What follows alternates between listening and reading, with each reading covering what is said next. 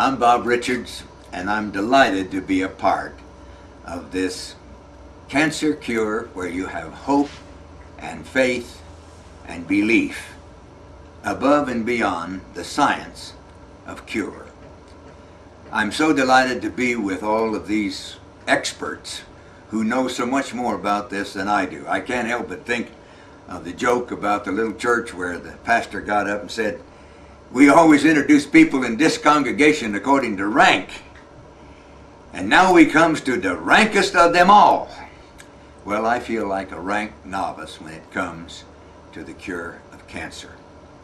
But I should tell you that I have spent many, many hours in hospitals with my hands in the hands of cancer victims, watching them die.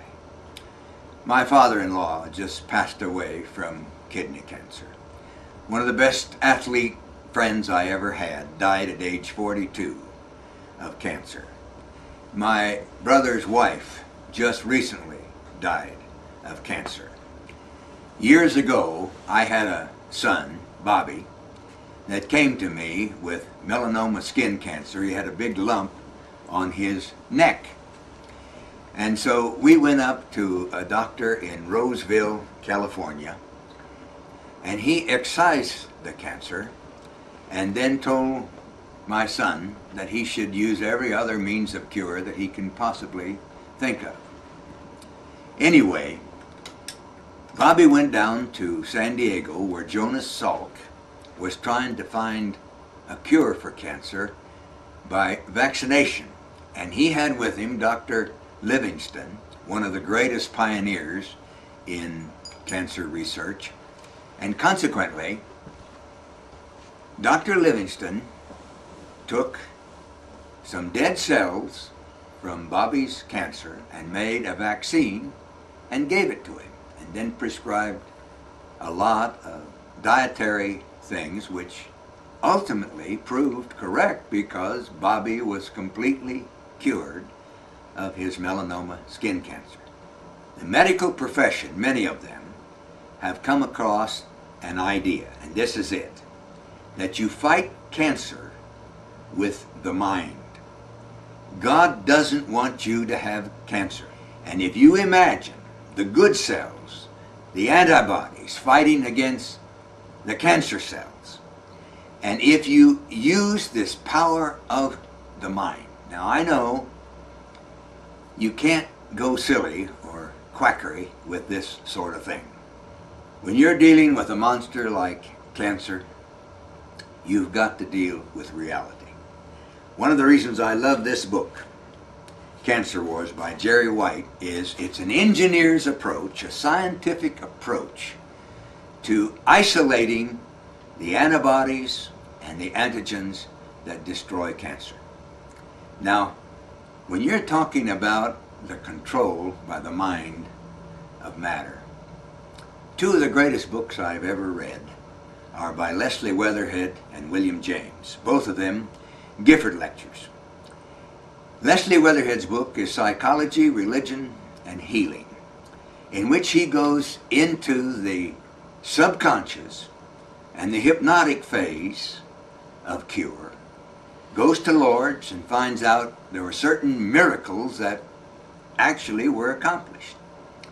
And he used this illustration. Under hypnosis, if you take a pencil and put it on your knee and you say under hypnosis to the person hypnotized, "This is a burning hot poker," do you know that a blister comes up on the person's knee, which shows the mental aspect of everything physical in the body? Plato, many years ago, said, everything starts with an idea. Now, the brain is the most powerful thing in the history of the life of man. Time magazine said not too long ago that we know more about space than we do the human brain. But we do know this, that inside the human brain, an idea can absolutely transform a person's life. To dream the thought. You see, goals transform even your body. You become what you go for. Now, I know this because at age 15, I weighed 91 pounds. I was slow, and I was 5 feet tall. Now, if you had gone into Champaign, Illinois, and said, here is the greatest potential to be an Olympic champion, they'd have laughed at you. But I got a dream. First of all, I found God, and I started thinking, I've got to be the best that I can be for God. Well, I started studying. I started lifting weights. I started training. I started running. My body started to grow strong. The cells began to expand. I began to get strong. I began to get fast. You see, you become the goal or the idea in your brain. I shall never forget being in Cape Canaveral, and Wernher von Braun showed me to my hotel room and gave me some National Geographic stories of lunar modules, space modules with 7 million pounds of thrust. And I sat there. This is before they went out in space. But anyway, I said, this is crazy. It's beyond Flash Gordon and all this stuff, Buck Rogers. But guess what? That space module, 7 million pounds of thrust, and that lunar module went and landed on the moon. Was it possible? In my mind, I said no. Who would have thought that people could go under 4 minutes in the mile? I remember when Roger Bannister ran 3:59.9, I was in Huntington Beach, California, giving a speech, and I saw it in the headlines. But that year, 15 more men went under 4 minutes because mentally they started thinking that it's possible to go under 4 minutes in the mile. Same experience for me. They told me that I couldn't possibly jump 15 feet because I was too small, too short. Well, I won the National Decathlon 3 times. I won 2 golds in the Olympics. But you know why? Because I kept thinking in my brain that I was going to do this. Have you read some of the unbelievable stories about people and the power of an idea? The power of the mind is unbelievable. Now, to get back to Weatherhead, he says that he believes that in many remissions of cancer and other diseases, mutations or whatever they want to call it, that the mind has played a pivotal point. I've read this book by Jerry White many times. It's one of the greatest books I've ever read on cancer. But he talks about the power of the mind saying to the antibodies and to the various immune systems in the body, conquer cancer. Go to war with it. Fight it. Kill it. It's a great book. But I believe that he's right. Now, I know what you're thinking. I had some Russians come over once in the 50s, and they brought a statue of the Sputnik and then a book on Don Quixote. And they were laughing. Sputnik would go beep, beep, beep, and Don Quixote, you know that story. He would go out chasing windmills, fighting unknown forces with a lance and doing nothing. So my Russian friends thought I was like Don Quixote, that I didn't face reality, that I was fighting windmills and unknown mythology, etc. But I believe that you can conquer disease. What are the hopes mentally? That interleukin, interferon, these great things already inside the immune system, that they can be awakened somehow to fight against the cancer cells. Now, I know my nomenclature is not exact here. I say awaken. In working with machines and so forth, I found the strangest thing, that almost always what's wrong with a machine is a switch. The switch goes out or it shorts out, and then the machine won't work. Well, I believe the same thing about human beings. Many people live their lives with the switches off. You need to turn the switches on. Now, here again, we're getting into the vast mystery of the cell. Inside this cell, they're making insulin. Inside this cell is making the antibodies. It's a mystery so vast, I think of that great quote by Santayana. Our knowledge is but a lighted smoky pine that lights the way one step ahead across the vast mystery of void and dread. Bid then the tender light of faith to shine, by which the mind of man is led into the thinking of the thought divine. In other words, you turn on the switch of thinking the thought divine. I can be cured. I can be saved. I can do the impossible. The study of possibility thinking is one of the greatest studies there is. And in the world of sports, I see impossible become possible. I think, for example, of Paul Haight, who went through an accident where it crushed his spinal column, and they said he'll never walk again, he'll never do sports again, and how that through sheer will and ideation, he started swimming as a cure. George Haynes, the great coach, came up to him and said, if you'll beat the best woman breaststroker in this area, I'll recommend that you make the Olympic team. Well, in his mind, he knew what he had to do, so he began the fight. And he did beat that champion woman. Went to the Olympics, won a gold medal. Now, if you were to ask anyone, would Paul Haight have been able to do that? They would have said, no way, no way. By the way, that George Haynes is such a fascinating story, the coach himself. I went out and gave a speech, and one of the boys there was a kid named Mark Spitz. And he came up to me after the speech and said, Mr. Richards, I'm going to win 7 gold medals in the Olympics. Now, if you've had any experience with the Olympics at all, you know how difficult it is to win 7 gold medals in the Olympic Games. But I was sitting in a German studio waiting to be interviewed, and they brought in Mark Spitz. There he was with 7 gold medals across his chest. And they interviewed him, and he walked out and looked over at me and said, Bob, I told you I was going to win 7 gold medals. Well, you talk about the impossible. Eric Heiden out on a track, skating.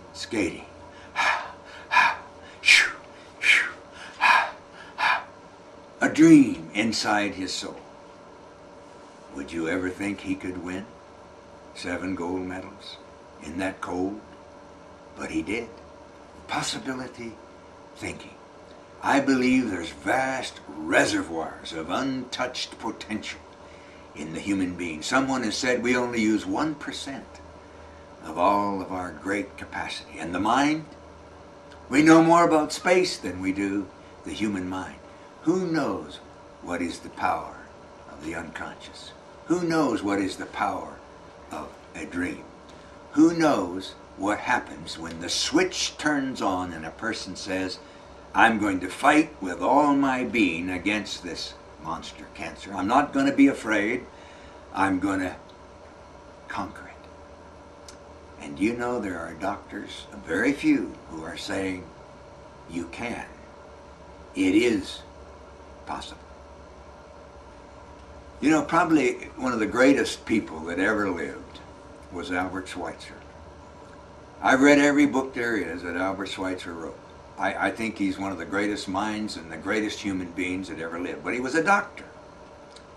But Albert Schweitzer himself says there is a doctor within every human constitution. Now, he doesn't call it a divine doctor. It's not a religious thing. But a doctor that can be called upon to engage in the war and the fight against cancer. But you've got to ask him inside your own soul to do it. Someone said prayer is the soliloquy of the soul. I kind of believe that.